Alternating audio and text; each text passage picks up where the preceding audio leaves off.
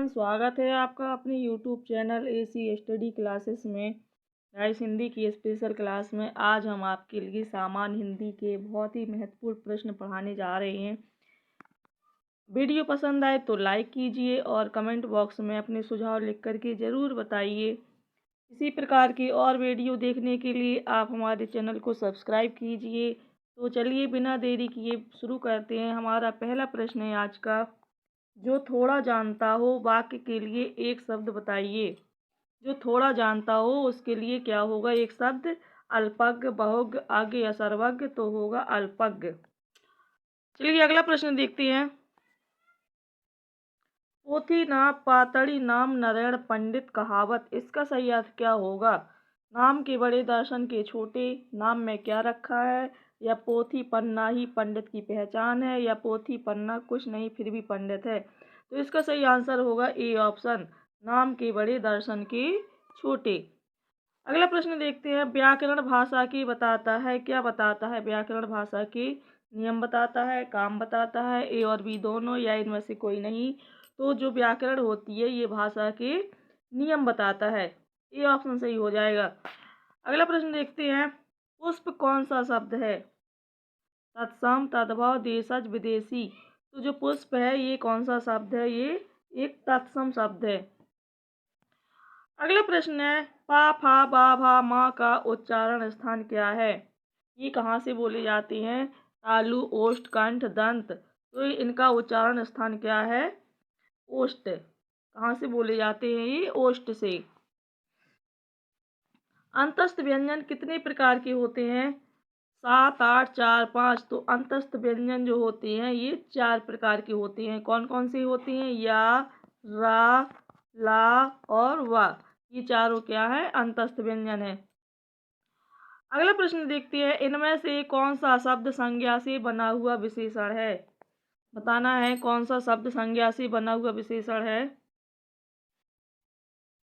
कुलीन, नमक, कृपा, जाति। तो इसका सही आंसर हो जाएगा कुलीन, ये ऑप्शन सही होगा।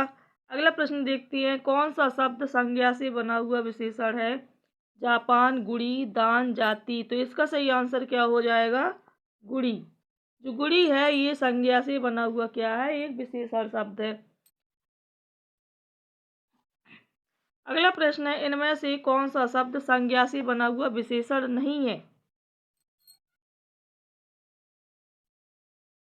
नमकीन, दयालु, धनवान या फूर्ति। तो इसका सही आंसर क्या हो जाएगा? फूर्ति। ये संज्ञा से बना हुआ विशेषण नहीं है।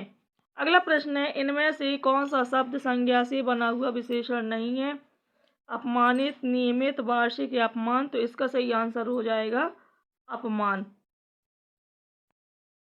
अगला प्रश्न है। संघ की राजभाषा हिंदी और लिपि देवनागरी होगी, संविधान के किस अनुच्छेद में अंकित है? अनुच्छेद 343, 344, 345 या 346। इसका सही आंसर होगा ए ऑप्शन, अनुच्छेद 343 में वर्णित है क्या? कि संघ की राजभाषा हिंदी और लिपि देवनागरी होगी। अगला प्रश्न है। भाषा के लिखित रूप में बात बताती हैं कैसे? लिखकर, बोलकर, ए और बी दोनों, या इनमें से कोई नहीं। तो सही आंसर इसका क्या हो जाएगा? लिखित रूप में बताती हैं तो कैसे? लिख करके। अगला प्रश्न है। भारत की राष्ट्रभाषा है कौन सी है? उर्दू, हिंदी, अंग्रेजी, इनमें से कोई नहीं। तो भारत की राष्ट्रभाषा क्या है? हिंदी है, बी ऑप्शन सही होगा। अगला प्रश्न है।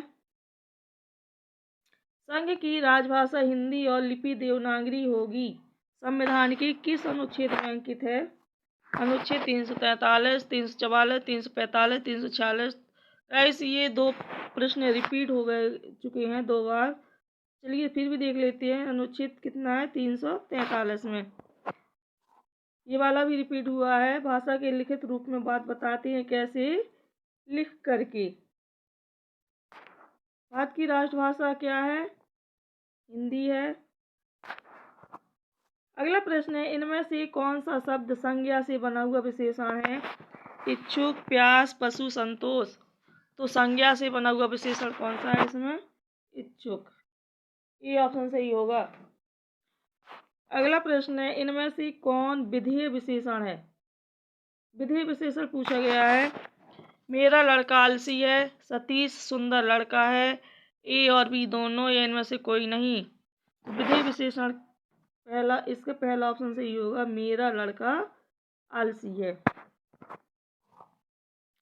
अगला प्रश्न है, इनमें से कौन सा शब्द मूल अवस्था में है? प्रियतर, लघुतम, सुंदर, कोई नहीं। तो कौन सा है? सुंदर। और जो प्रियतर है ये क्या है, इस कौन सी अवस्था में है? ये उत्तरतर अवस्था में है। और लघुतम क्या है? उत्तमावस्था।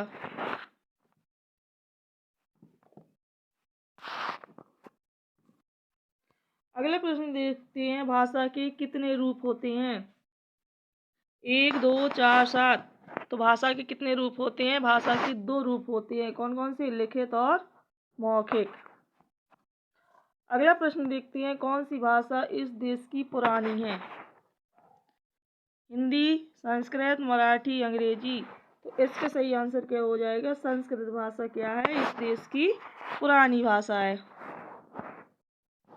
अगला है, कौन सी भाषा मध्य देश की प्रमुख भाषा थी? मागधी, पैशाची, सौशैनी, अर्धमागधी। तो इसका सही आंसर हो जाएगा, मागधी भाषा क्या थी? मध्य देश की प्रमुख भाषा थी। अगला प्रश्न है, मगही किस भाषा की उपबोली है? मगही राजस्थानी, पश्चिमी हिंदी, पूर्वी हिंदी या बिहारी। इसका सही आंसर हो जाएगा राजस्थानी भाषा की। जो मगही है ये राजस्थानी भाषा की क्या है? उपबोली है। अगला प्रश्न है, इनमें से कौन सी भाषा भारत की प्रथम देश भाषा है? भारत की प्रथम देश भाषा कौन सी है? पंजाबी, संस्कृत, हिंदी, पाली। इसका सही आंसर क्या हो जाएगा? पाली भाषा जो है वो भारत की क्या है? प्रथम देश भाषा। अगला प्रश्न है, मगही किस भाषा की उपबोली है? राजस्थानी, पश्चिमी हिंदी, पूर्वी हिंदी या बिहारी। तो ये जो मगही है ये राजस्थानी भाषा की क्या है? उपबोली है। अगला प्रश्न है, इन निम्न में कौन सी भाषा भारत की प्रथम देश भाषा है? पंजाबी, संस्कृत, हिंदी या पाली। तो भारत की प्रथम देश भाषा क्या है? पाली भाषा। अगला प्रश्न है, इनमें से कौन सा शब्द सर्वनाम से बना हुआ विशेषण है? मैं, वह, कोई, तेरा। तो ये इसका सही आंसर क्या हो जाएगा? तेरा। जो तेरा है ये क्या है? सर्वनाम से बना हुआ विशेषण है। अगला प्रश्न है, कौन सा शब्द संस्कृत से तद्भव बनाया गया? संस्कृत से तद्भव बनाया गया, बच्चा, बच्च, ए और बी दोनों या। तो इसका सही आंसर हो जाएगा क्या? ये ऑप्शन, बच्चा। संस्कृत से क्या बनाया गया है? ये तद्भव बनाया गया है। अगला प्रश्न है, कौन सा शब्द गुणवाचक विशेषण है? लाल फूल, 5 लड़के, 10 हाथी या इनमें से कोई नहीं। तो गुणवाचक विशेषण क्या है? ये ऑप्शन, लाल फूल। अगला प्रश्न है, संख्यावाचक विशेषण कितने प्रकार की होती हैं? 2, 3, 5, 8। तो जो संख्यावाचक विशेषण होती हैं ये कितने प्रकार की? 3 प्रकार की होती हैं। संख्यावाचक विशेषण 3 प्रकार की होती हैं। अगला प्रश्न देखते हैं। अगला प्रश्न है, कौन सा शब्द परिमाण बोधक विशेषण है? परिमाण बोधक विशेषण कौन सा है? शेर भर दूध, 4 गज, सावधान या इनमें से कोई नहीं। तो परिमाण बोधक विशेषण क्या है इनमें से? शेर भर दूध। अगला प्रश्न देखते हैं, प्रयोग की दृष्टि से विशेषण कितने प्रकार की होती हैं? 10, 4, 2 इनमें से कोई नहीं। तो प्रयोग की दृष्टि से विशेषण 2 प्रकार की होती हैं। अगला प्रश्न है, आध उपसर्ग से इनमें से कौन सा शब्द रूप बनेगा? आध उपसर्ग से कौन सा शब्द रूप बनेगा? आधार, अधीर, अधिकार या अधजला। तो सही आंसर इसका क्या हो जाएगा? डी ऑप्शन, आध उपसर्ग से क्या बनेगा? अधजला। अगला प्रश्न है, संता किसे कहते हैं? दुष्ट व्यक्ति को, अदला बदली को, स्वगुना को या संत समागम को। तो संता किसे कहती हैं? इसका बी ऑप्शन सही हो जाएगा, अदला बदली को।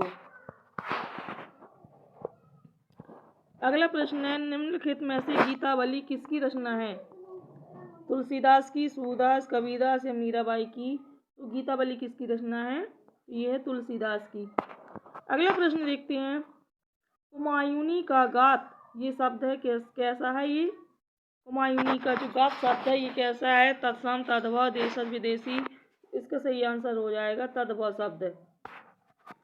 अगला प्रश्न देखते हैं। यमाता राजभान सलगा छंद गणना के सूत्र में इसमें गणों की संख्या कितनी है? 9, 8, 10, 7। तो इसमें गणों की संख्या पूछी गई है कितनी है? तो ये 8 है।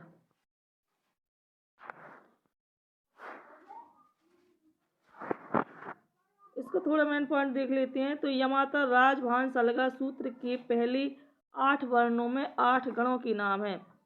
इसके जो 8 वर्ण हैं कौन से? यमाता 3 ये हो गए, राज 5, भान 6, 7 और सा। इन सभी 8 वर्णों में क्या है? 8 गणों के नाम छुपे हुए हैं। अगला प्रश्न है देखते हैं। चयन शब्द में संधि विच्छेद होगा। जब हम चयन का संधि विच्छेद करेंगे तो क्या होगा? ची प्लस अन।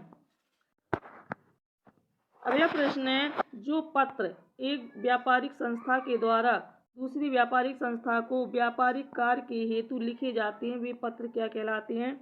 सरकारी या शासकीय पत्र, अर्ध सरकारी या अर्ध शासकीय पत्र, व्यक्तिगत या व्यवहारिक पत्र, व्यवसायिक या व्यापारिक पत्र। तो इसका सही आंसर क्या हो जाएगा? व्यवसायिक या व्यापारिक पत्र। डी ऑप्शन सही होगा। अगला प्रश्न है। किरमोई पांख जामड़ इस मुहावरे का सही अर्थ क्या है? किरमोई पांख जामड़।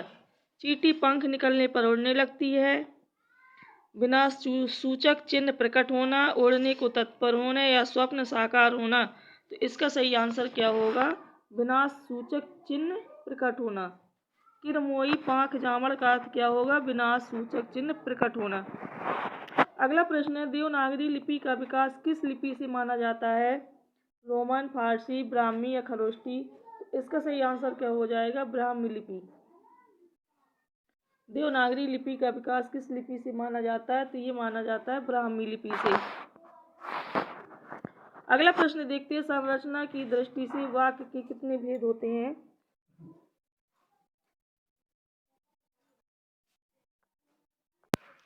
संरचना की दृष्टि से वाक्य के कितने? 3 भेद होते हैं। अगला प्रश्न है। असंख्य कीर्ति रश्मियां विकीर्ण दिव्य दाहसी इस पंक्ति में कौन सा अलंकार है? रूपक, श्लेष, उपमा, उत्प्रेक्षा। तो इसका सही आंसर क्या हो जाएगा? उपमा अलंकार। तो गाइस ये सामान्य हिंदी के बहुत ही महत्वपूर्ण प्रश्न थे जो आपके आने वाले सभी एग्जामों के लिए बहुत ही यूजफुल हैं।